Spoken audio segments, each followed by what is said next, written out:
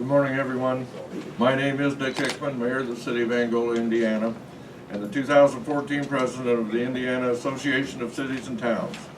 I am proud to be standing up here this morning with some of my fellow mayors from different sized cities around the state, as well as with a large contingent of our fellow elected officials representing cities and towns of all sizes, as we will be stating our concerns about the governor and the legislators' efforts to eliminate or reduce the business personal property tax.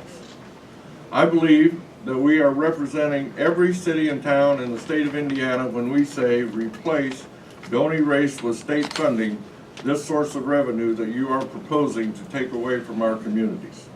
In fact, I would like to see our legislature just use one word: erase.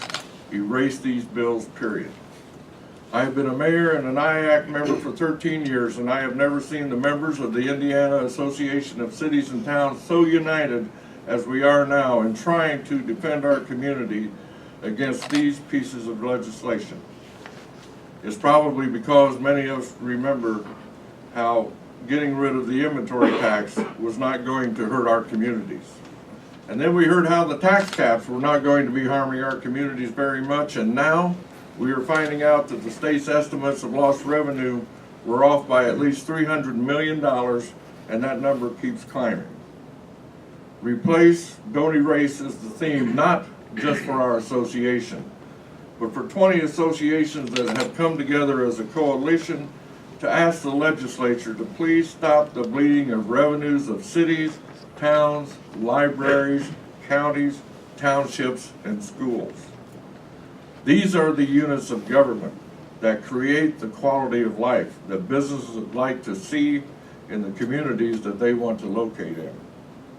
The fact is that some of our really small communities in our state may not be able to survive without this revenue, as I have heard that in many cases this revenue represents as much as 60% of their general fund revenue.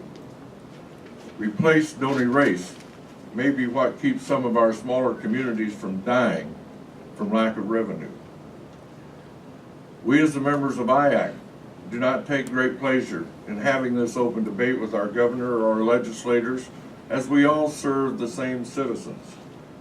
However, we feel that replace, don't erase is our only chance of moving our cities and towns forward. Indiana is the first to the 10th best state to do business in, depending on what report you're reading at the time. And we are somewhere around 42nd in average household income. We need to be concentrating our legislation on legislation that increases our average household income, not putting a new local income tax or having the property tax increase on our private citizens who are working so hard just to get by day to day. If this goes through, the governor's tax decrease for business will become the governor's tax increase on our citizens. Neither the governor, the legislature, IACT, nor the Replace, Don't Erase Coalition want to see this happen. Again, I ask our legislature to replace, don't erase, or better yet, erase, don't replace. In other words, erase House Bill 1001 and Senate Bill 1 and don't replace it with anything. Thank you.